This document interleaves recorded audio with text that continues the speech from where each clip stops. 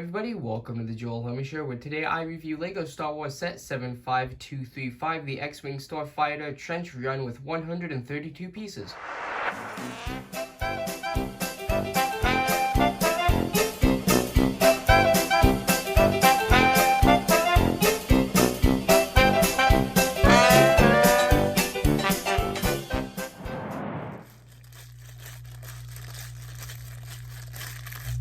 Hey, you there! I want to remind everybody that if you end up liking this video, please consider subscribing. It's free, and you can always change your mind. And right now, YouTube says that over 90% of people that watch my videos aren't subscribed, so it would really help, and with that... Hello everybody, I'm Joel Homie, your guys' host for another great episode of the Joel Homie Show series, the Friday Review, where today I'm going to be reviewing LEGO Star Wars Set 75235, the X-Wing Starfighter Trench Run with 132 pieces, recommended for ages 4 and up. So today's video will be starting with a box overview, unboxing, taking a look at the amount of steps in the instruction manual, and then the rest of the contents in the box, a time-lapse speed build, and then we'll take a look at the completed product after it is finished and complete. So let's go ahead and start off today's video with a box overview. Of course, starting at the front. So as usual, we have our visual right there in the center with our set information off to the left side of the box, and then in the bottom right we have our minifigures, and in the bottom left we have our recommended age with the little bubble, as this is meant for younger children, and then we have a nice sort of look going along the top as usual to show the theme.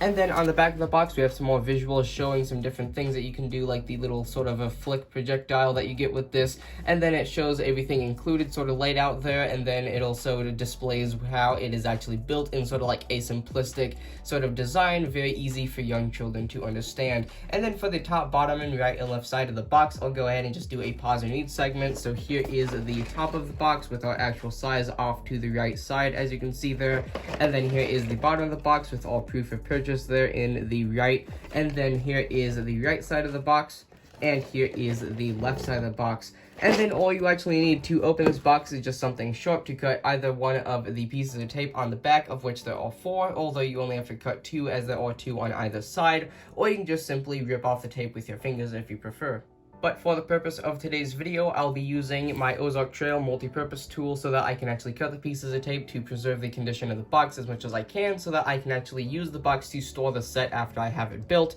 So let's go ahead and just cut the pieces of tape here. Remember to never cut towards yourself. And then here we can actually just sort of open the flaps here as usual and dump out the contents in the box, consisting of our bags and instructions. And then, and since this set is actually recommended for younger children, I don't believe we're actually going to have any stickers, but we do have 3 bags labeled 1, 2, and then here is 3. And then, and since this is recommended for younger children, we have some larger sort of one-piece molded pieces here, instead of actually having to brick build everything, so that it's a bit easier for children to understand if they're building it on their own. And then here is our instruction manual, and it looks like we actually have 2 different sets of steps for the 2 different builds. So when it comes to the first separate build, it looks like we're actually going to have a total of 30 steps when we actually finish that separate build right there. And then I believe we'll actually have a different amount of steps for when we actually finish the X-Wing, which looks like it's going to come out to a grand total of about 26 right there when we put the wings on and everything like that and install the figure.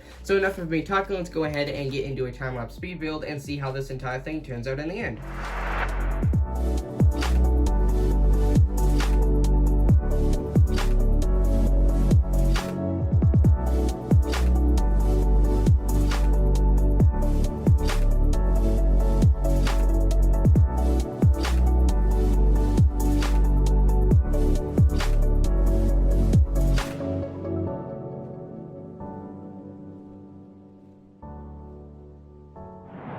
And with that, here we are with the finished LEGO Star Wars Set 75235, the X-Wing Starfighter Trench Run with 132 pieces. So I'm going to go ahead and start with an overview of the minifigures, and then we'll move it to the separate build, and then last but definitely not least, we'll move to the X-Wing. So starting with Luke Skywalker here, you can actually see he is in sort of like a suit that is designed for when he's actually flying the X-Wing or just any spacecraft, with this actually being the X-Wing in this case. And then as you can see here, even while this is a set that is designed for much younger children than the typical Lego set, we do get the very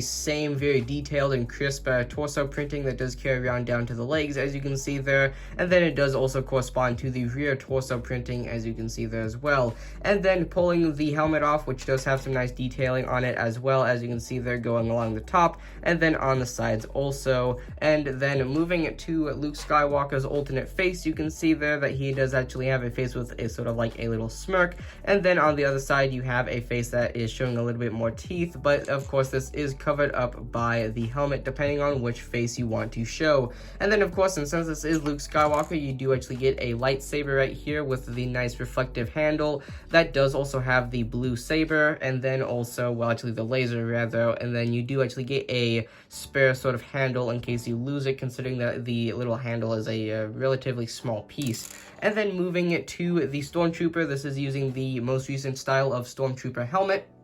And then on the other hand, as for the head, it's actually a much older design that we've seen for quite a long time now. But just like Luke Skywalker, we have the nice sort of printing for his torso, which does carry around to his legs, and then the rear torso as well. And then he has sort of like the medium size of laser pistol right there, as you can see. And then putting his helmet back on, the last figure that we have here, that's technically speaking a minifigure, we have R2-D2, of course, just being a astromech droid. And then here, just like the other figures, you have the very nice detailing and printing that carries around both on the sort of main torso area all the way around his head as well, with the full 360 printing. And then this could be considered a very slight factory error in my case, but I'm not really sure. You can see that the blue stripe actually that runs along the bottom of his head is actually sort of warped over here, although I'm not exactly sure if that's just a given with how the heads are actually printed in mass. And then as usual, you can of course adjust the legs on either side and then sort of get him in sort of like a strolling pose as if he's moving around.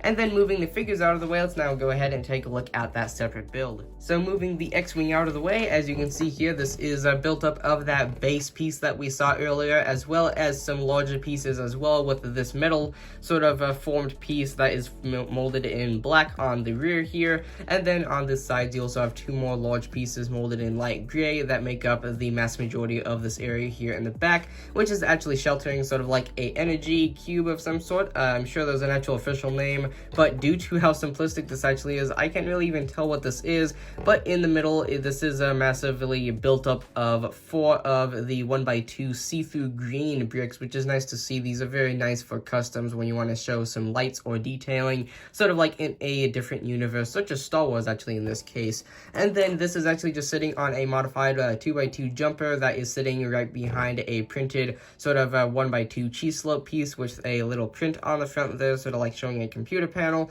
And then we have 2 sort of canisters here showing sort of like some canisters with vents on the top, I guess, which I've also seen these used in Lego City train sets, which is nice to see that they actually be used in a different way here. And then on top of all of these larger pieces, we have sort of like a little cannon, which you do actually get some space to store 2 of the 3 extra discs that you actually get here as projectiles, which on the back you can simply just push and actually sort of fire these out, which, well, I actually got a bit unlucky there with how it fired, but usually you'd actually be able to get this out and, well, throw it off the table like I've just done there. But that is, after all, why we have spares that you can actually store on the sides just like that. And then we also have 2 non-functional but still adjustable cannons here on either side, with the green sort of like little tips there molded with the 1x1 cylinders green pieces that are just stuck onto some exhausts here to make up these 2 non-functional but still adjustable cannons. And then moving this out of the way, now let's go ahead and take a look at the actual X-Wing itself. So I'm going to go ahead and actually start at the front, and then we'll move our way towards the back where the wings are. So at the front here, you can actually see we have a lot of prints, both here on the very front on sort of like the slope piece, and then even, well, on the sides here with just some red stripes that just carry around to some 1x4 tiles that are molded in red. And oddly enough, just like R2-D2, I do have a slight sort of factory error here if you want to consider it. You actually got a little white dot there on the print. I don't know if this was due to like the decal of like drying and and maybe something landed on it in the factory, or maybe this is actually just the white from underneath and the decal got scratched during production or something like that. I don't know, but either way, this is indeed not something that you can scratch off. That is actually something that is in the print right there. And then moving to the actual cabin here, you can see that we have a sort of a very small window that you can flip up, and we have another one of those 1x2 sort of cheese slope printed pieces, which is identical to the one in the separate build that we took a look at just a moment ago. And then you can actually go ahead and position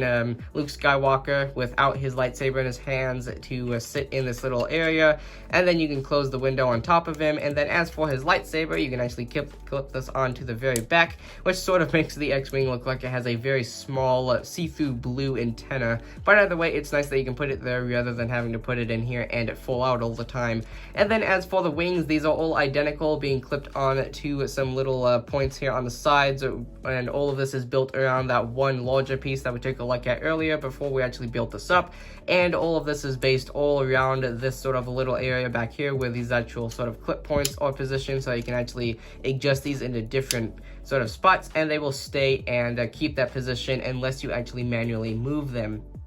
So as I said, all of the wings are identical when you build them, but the ones on the top do have some printed pieces, just 1x4 white tiles with some red printing. And then you have some of these pieces, of which I actually don't know the official name, but these are representing sort of like the guns that would actually be firing lasers when the X-Wing is actually in action. And that is all for the actual X-Wing. So with that being said, as I said, this is a very, very small and simplistic build, but let's go ahead and just quickly compare it to a set that I actually reviewed just a while back. This is actually the official Lego Y-Wing, and this is a normal Lego set that is recommended for the general sort of age group that these type of sets are usually recommended for, compared to this set, which is actually recommended for ages 4 and up. So you can see, well, there's a very large size difference and sort of detail difference, as this one does have much more stickers as well as a lot more detail, and also, mind you, you can clearly see the size difference. But anyway, with that being said, I thought I'd show this because this Y-Wing is actually one of my very